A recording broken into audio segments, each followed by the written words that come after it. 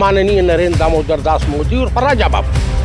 राजा बाबू मैं इसलिए कह रहा हूँ, घर में भूजी भांग नहीं आई पादन चिउरा। ठीक है, तो कुल मिलाकर के जो अपनी पत्नी का सगा नहीं हुआ, जो सनातन धर्म का आलाप तो छेड़ता है, लेकिन जो सनातन धर्म के अनुसार छूतक लग जाता है। महाराष्ट्र बॉम्बे में एक जो है भाजपाई नेता हैं, मंत्री हैं, उनकी बेटी को किसी ने छेड़ किया। अरे चल रहा इससे नहीं जाहिल होता कि अंग्रेजी में बोल रहा, तुमको समझा नहीं आ रहा। ये सब कहेंगे oh my god, oh my god. अब वो कह रहा क्या, my dear friend Indian PM Modi, $21 million में 21 मिलियन डॉलर मैंने दिया। आप बताइए, वो इंडिया का बॉस लगा है डोनाल्ड ट्रंप। नमस्कार दर्शकों, बहुत स्वागत है आपका न्यूज़ पे। आपके साथ मैं हूं सवेरा छाबड़ा। हाल ही में दिल्ली विधानसभा चुनाव हुए, भारतीय जनता पार्टी की सरकार बनी। अब जो मुद्दा जो गरमा रहा है वो शेयर मार्केट का गरमा रहा है। कैसे देखते हो शेयर मार्केट को लेकर? देखिए, शेयर मार्केट का डाउन होना और न्यायपालिका का देर सवेरे कुछ फैसला आना, ये दर्शाता है कि ये जो मोदी सरकार है, एनडीए की सरकार है, न्यायपालिका, ईडी, सीबीआई में जितनी संस्थाएं हैं, संवैधानिक संस्थाएं, उन पे हावी हो चुकी है। चाहे वो चीफ इलेक्शन कमिश्नर हो, चुनाव आयोग हो, ये सब पे हावी हो गए हैं। कुल मिलाकर के मणिपुर पे क्या हुआ, करीब 1 साल के बाद वहां के मुख्यमंत्री को हटाया गया। तो कुल मिलाकर हालात सामान्य नहीं हुए। 2 साल से आपको जो मणिपुर वाली स्थिति है ना, जो है कुकियों ने इनको मारा, वहां पे जो दूसरे हैं, दूसरे समुदाय के लोग अपने आप को हिंदू मानते हैं, कुकी हैं कन्वर्टेड क्रिश्चियन। तो विदेशी ताकतें हिंदुस्तान को बर्बाद तबाह करने के लिए लगी हुई हैं। तो क्या लग रहा है देश का, मैं आपको बता रहा हूँ, देश का प्रधानमंत्री पढ़ा लिखा तो है नहीं, अच्छा, विद्वान है नहीं। जिस देश का नेता अमेरिकी हित की रक्षा के लिए, जिसे CIA संचालित करती हो, वहां जाकर के ट्रेनिंग लिया हो 1993 में, अनरिकॉर्डेड है। विश्व के इकलौते अदर कंट्री के नेता हैं माननीय नरेंद्र दामोदर दास मोदी और राजा बाबू। राजा बाबू मैं इसलिए कह रहा हूँ, घर में भूजी भांग नहीं आई पादन चिउरा। ठीक है, तो कुल मिलाकर के जो अपनी पत्नी का सगा नहीं हुआ, जो सनातन धर्म का आलाप तो छेड़ता है, लेकिन जो सनातन धर्म के अनुसार छूतक लग जाता है, माँ मरे तो अपना दाढ़ी बाल का मुंडन कराया जाता है, तो ये सनातन फनातन को कहीं कुछ मानते नहीं है। चाहे मोहन भागवत हो, सनातनी नहीं है, आप ये कहना चाह रहे हो? मैं आपको बता रहा हूँ, वो जो है मणिपुर वाला हिसाब आपको बता रहा हूँ, उत्तर प्रदेश में भी दंगे भड़केंगे, बिहार में भी भड़केंगे, आसाम में भी भड़केंगे।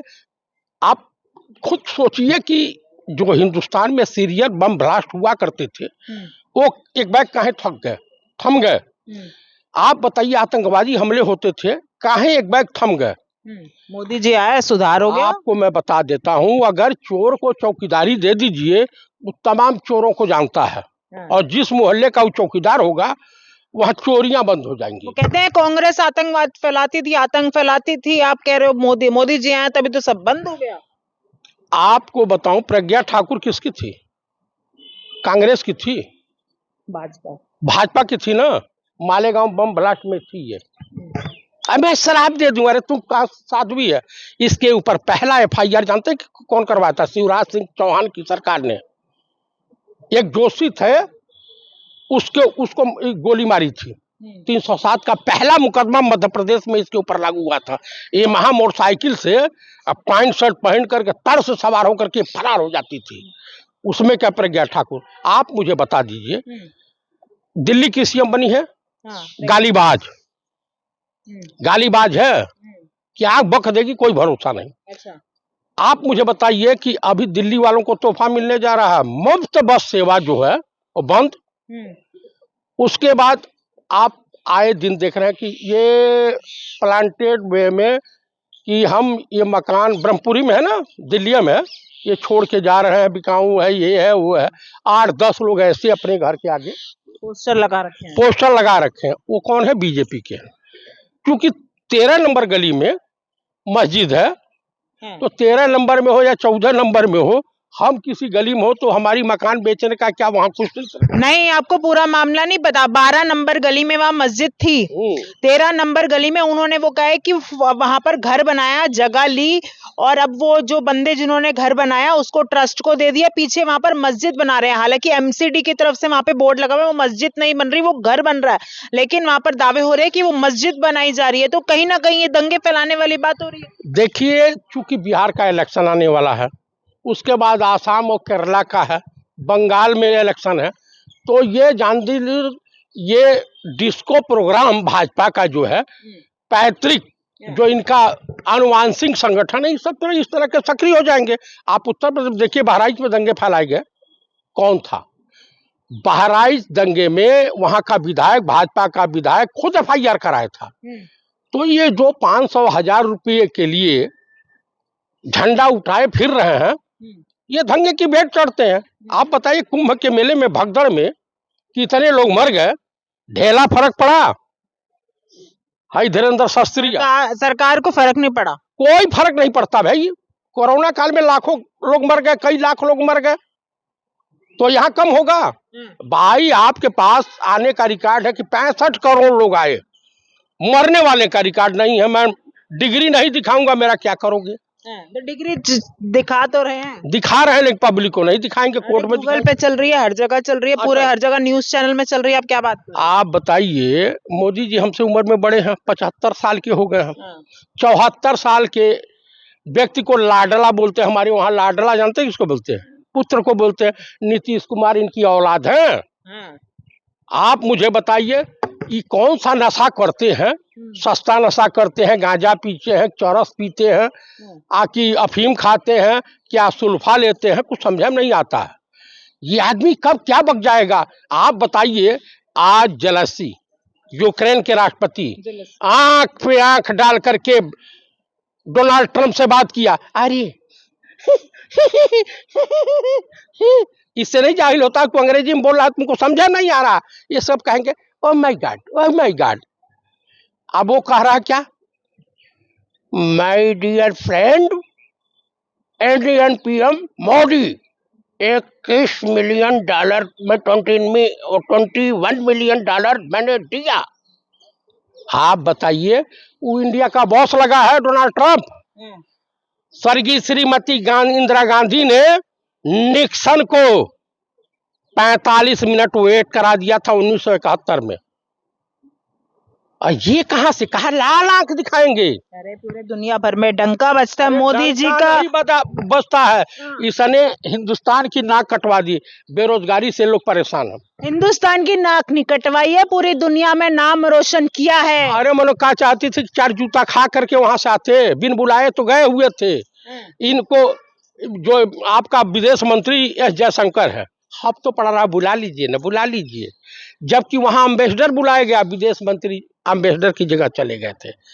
तो कुल मिलाकर के मैं यही कहूंगा कि देश की स्थिति ठीक नहीं है, और देश में आने वाले समय अगर यही स्थिति रही तो श्रीलंका और बांग्लादेश से बदतर स्थिति हिंदुस्तान की होने जा रही है। चतुर्वेदी जी, देश में स्थिति सही नहीं है, फिर भी जनता तो भाजपा की सरकार बनवाई जा रही है, हर राज्य में सरकार। अब बिहार की तैयारी है, उसके बाद यूपी की तैयारी है, बंगाल की तैयारी है, वगैरह भाजपा सरकार बनाएगी। अब कोई विकल्प नहीं है किसी का। आपको मैं बता दूं, EVM हटा दीजिए।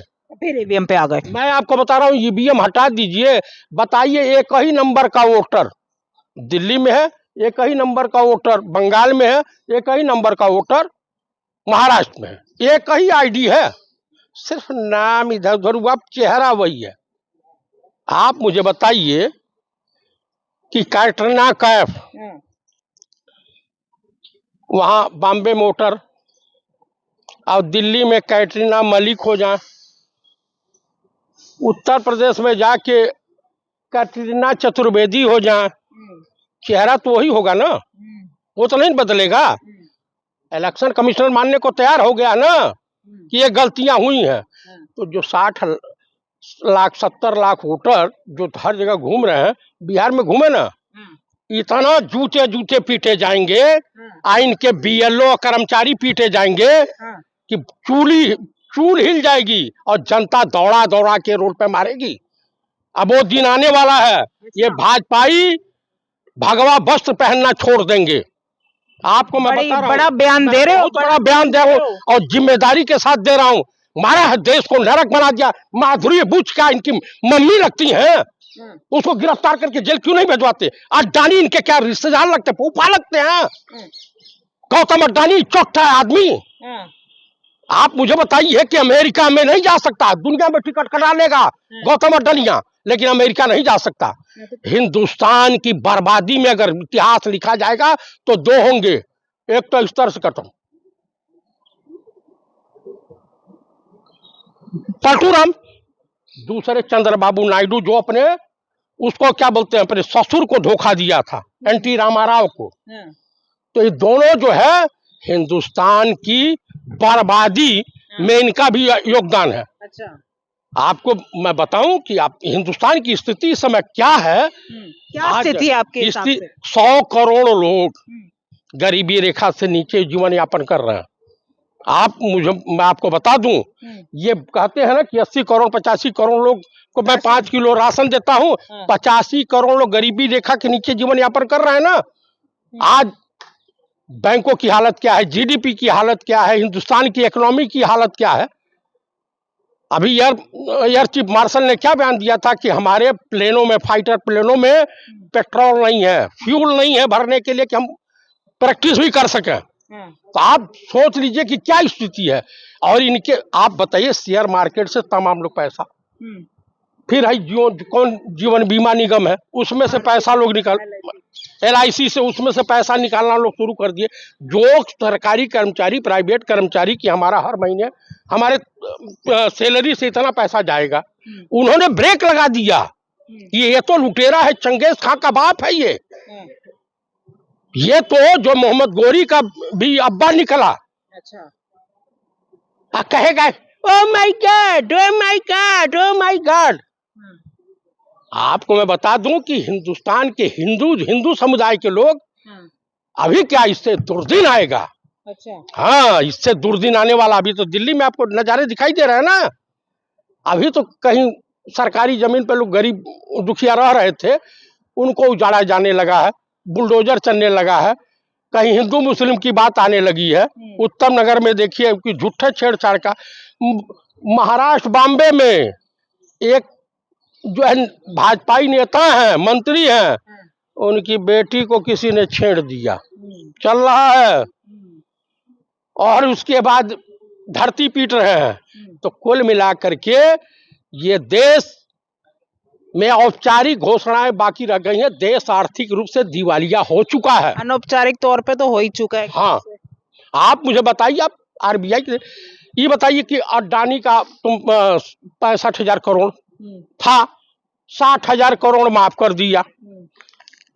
आप अनिल अंबानी का 48,000 करोड़ था, 45,000 करोड़ माफ कर दिया, 3,000 में सेट कर दिया। आप मुझे बताइए, का तुम्हारे रिश्तेदार लगते, बहनोई लगते हैं? मुझे बताइए कि काहे माफ किया? किसानों का कर्जा माफ करने के लिए तुम्हारे बूते में दम नहीं है, क्योंकि ये फिर भी किसानों ने बढ़ चढ़ के वोट डाला है। किसानों ने वोट नहीं डाला है, जो 60-70 लाख वोटर बढ़ा रखे हैं फर्जी तरीके से, वो वोटवा गया है, समझ रहे हैं? वही वोट आपका ट्रांसफर हो जा रहा है। तो दिल्ली में भी फर्जी वोट बने हैं। वहाँ फर्जी वोट बने हैं। बताइए, एक MP के वहाँ, हमारे वहाँ कमलेश पासवान है, उसके वहाँ 34 वोट बना था। आप बताइए, मंत्री के वहाँ 34 क्या, उनके गांव से आए थे लोग, रहते हैं। कौन ऐसा भाजपा का नेता नहीं है जिसके आवाज पे 15 वोट 20 वोट न बढ़े हों? आप मुझे बता दीजिए। तो इस तरह से हर जगह बढ़ाए हैं। फिर तो 70 की 70 सीटें आनी चाहिए थी इनकी। भाई, अगर 70 आ जाएंगे तो गड़बड़ झाला हो जाएगा ना, तब तो सीधे घोटाला पकड़ा जाएगा। अभी जो है 48 आई है, 48 के आंकड़ा वहां हरियाणा में। क्या कहा था वहां का सैनी मुख्यमंत्री? अरे हमारी सरकार आ रही है, सबसे ठोक चुका है मामला। राजीव अग्रवाल को जूते निकाल के मारना चाहिए। मिल जाता हूं मैं तो घुटना रख दूंगा, तरबूज के तरह से फट जाए लोकतंत्र का हत्यारा। ज्ञानेश कुमार अब तो धीरे धीरे खोल रहा है ना पोल, तमाम सोशल मीडिया पा रहा कि ये वोट यहाँ यहाँ यहाँ यहाँ है। लेकिन आप लोगों में गुटबाजी बता देते हैं, वोट बट रहे हैं इधर उधर, तमाम खबरें आती हैं। क्या कुमारी शैलजा कभी भाजपा में जा रही है, कभी इस तरीके की खबरें आ रही थी, ये दिमाग में लोगों के जनता के नहीं जा रहा था? देखिए ये प्रोपेगंडा था। कुमारी शैलजा 2-4 दिन वो कोप भवन में पड़ी हुई थी, कोप भवन में कहूंगा, नाराज चल रही थी। ऐसे नेताओं को निकाल के फेंक देना चाहिए जो पार्टी के साथ गद्दारी भीतर घात कर रहे हो, निकाल के फेंक देना चाहिए। फिर बंदे कितने बचेंगे आपकी पार्टी में, बताइए ना। भाई, नेता है कहाँ आपके पास? दिक्कत तो ये आपके संगठन में दिक्कत है। आप बताइए, नेता आपको दिखाई दे रही हैं? ये लोग नेता हैं? 5 वोट नहीं, गांधी परिवार के नाम पे वोट, इनके नाम पे तो 5 वोट नहीं है। घरों को वोट मिल जाए तो भी बड़ा मुश्किल है। दिल्ली में आपका संगठन था? दिल्ली में संगठन नहीं था, हरियाणा में संगठन नहीं था, संगठन नहीं था, उत्तर प्रदेश में भी संगठन नहीं है, बिहार में भी नाम मात्र का संगठन बचा हुआ। कहावत है कि जिस सेनापति के पास सिपाही नहीं हो तो जंग नहीं लड़ सकता, रूम में तलवारबाजी कर सकता है, फेंक सकता है। आखिरी सवाल, बार बार अटकलें आ रही है, नीतीश कुमार साथ छोड़ने वाले हैं, कुछ होगा ऐसा? हो सकता है उनको ईश्वर सद्बुद्धि दे दें, नहीं तो उनकी पार्टी समाप्त हो जाएगी। लड़के को लॉन्च करके राजनीति से संन्यास लेने वाले हैं, क्योंकि उनका दिमागवा कम काम करने लगा है। तो लग रहा है कि मतलब होने वाले चल रही है, अभी कुछ औपचारिक तौर पे नहीं हुआ। भाई मैं भी वही तो सुन रहा हूँ कि कुछ न कुछ घटनाएं घटने वाली हैं इसी महीने में।